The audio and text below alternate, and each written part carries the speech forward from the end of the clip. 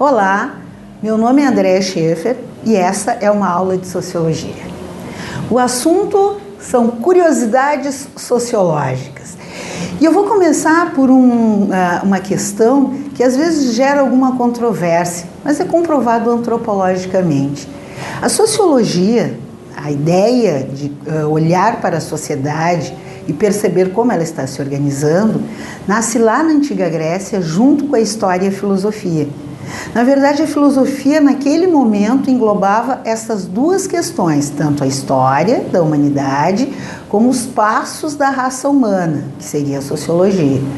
Com os nossos andares, foi se percebendo, então, os estudiosos, os teóricos dos momentos, que deveria haver um nome para a ciência que estudaria os fatos históricos, e nasce a história.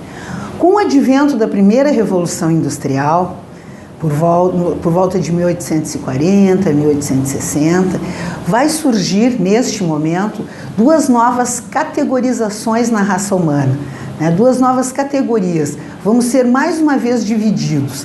Se antes haviam os nobres, os plebeus, se haviam os vassalos, os suzeranos, se já havia uma divisão, bem clássica entre quem era nobre e quem não era, agora vão surgir duas novas categorias que até então não existiam dentro da história da raça humana.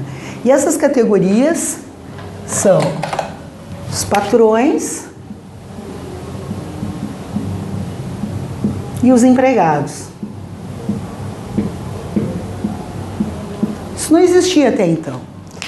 Diante desse trabalho, que agora é novo, porque é remunerado, diante dessa novidade, que não é mais tu produzir o teu trabalho e trocar ou vender nas feiras, que agora tu é empregado de alguém que passa a ser dono do teu trabalho, vão surgir alguns analistas sociais que vão dizer o seguinte: essa nova relação muda tudo, e daqui para frente a raça humana nunca mais vai ser a mesma, como de fato.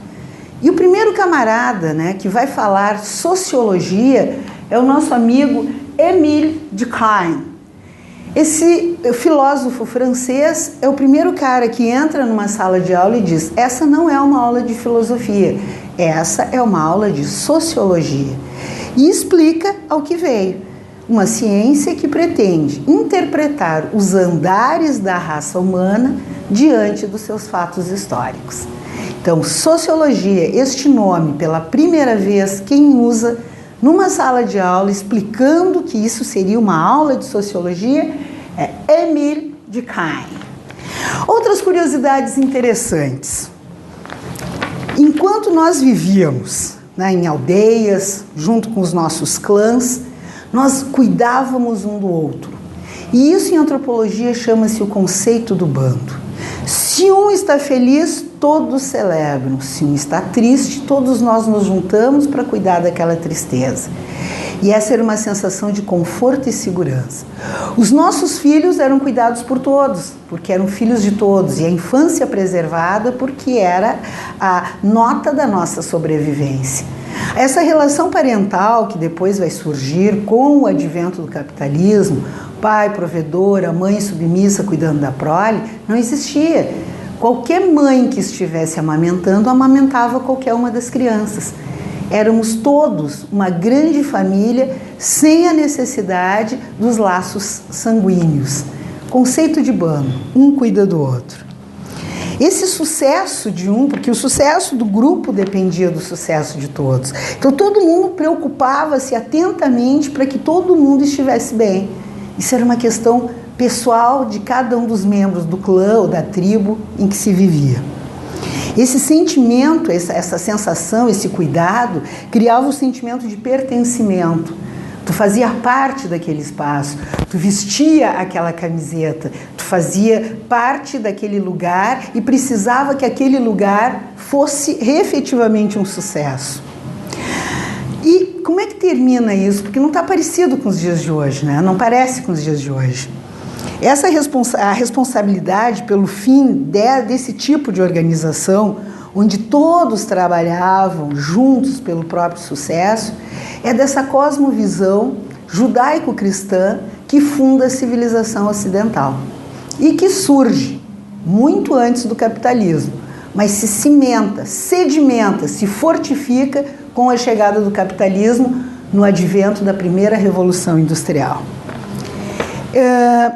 Essa cosmovisão, que vai privilegiar apenas duas possibilidades de existência, o caminho certo ou o caminho errado, é uma herança judaico-cristã, que vem logo, que surge logo depois da derrocada do Império Romano.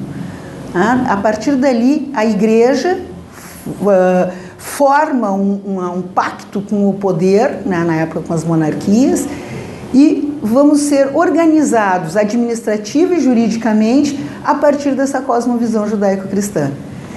Colocando apenas duas possibilidades de existência, quando neste momento sabemos, sem problema algum, que a vida é múltipla. Não existe uma possibilidade só. Essa organização desse poder institucionalizado, com suas regras rígidas, acaba gerando a intolerância e nasce daí todos os tipos de preconceito. Existir só entre duas possibilidades, quando se sabe que a vida humana é variadíssima, quase que é uma incoerência quando a gente vai falar de diversidade. Aí tem o Dia da Diversidade. E é tão antinatural, não faz parte da nossa essência essa visão binária de mundo que só admite dois caminhos, o certo ou o errado, sem que haja outra possibilidade, que nós fomos desmanchando uma porção destes conceitos. A família, por exemplo. Como é que a família se constituía no início? Conforme expliquei agora há pouco, todos cuidavam de todos. Todos cuidavam do sucesso de todos, da alimentação, da infância, de passar as culturas, os entendimentos e as crenças. Com o advento do capitalismo e a sedimentação dessa visão binária de mundo, a família, né, começou a ter um outro formato. O pai provedor, a mãe em casa cuidando da prole. Nos dias de hoje, ainda mantém-se assim? Não. As famílias hoje pode ser só a mãe e os filhos, a família hoje pode ser a mãe, o pai e os filhos, a família hoje pode ter dois pais e os filhos, a família hoje pode ter duas mães e os filhos, a família hoje pode acontecer de milhares de formas. Por que hoje está desse jeito? O que foi que aconteceu? Porque não é da nossa essência. Na nossa essência, um cuidava do outro, independente dos laços biológicos, independente desses laços consanguíneos. E como aquilo era o natural, e depois disso o que veio não era, se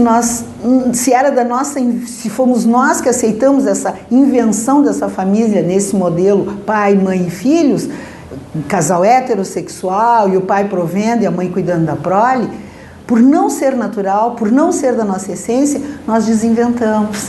E a família hoje tem um outro modelo. A nossa essência, então, é cuidado um com o outro. Começamos a nossa existência como bípedes, nos comunicando com um sorriso.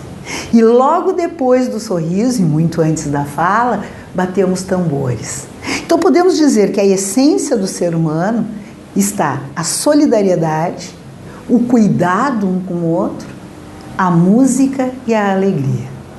Muito diferente de hoje, bem diferente dos dias de hoje. Notícia boa, se a nossa essência é essa, e se fomos nós que inventamos esses outros caminhos que acabaram nos deixando separados um do outro, a ótima notícia é que podemos desinventar. Podemos desinventar e voltar à nossa essência. Um cuidando do outro. Bons estudos e até a próxima!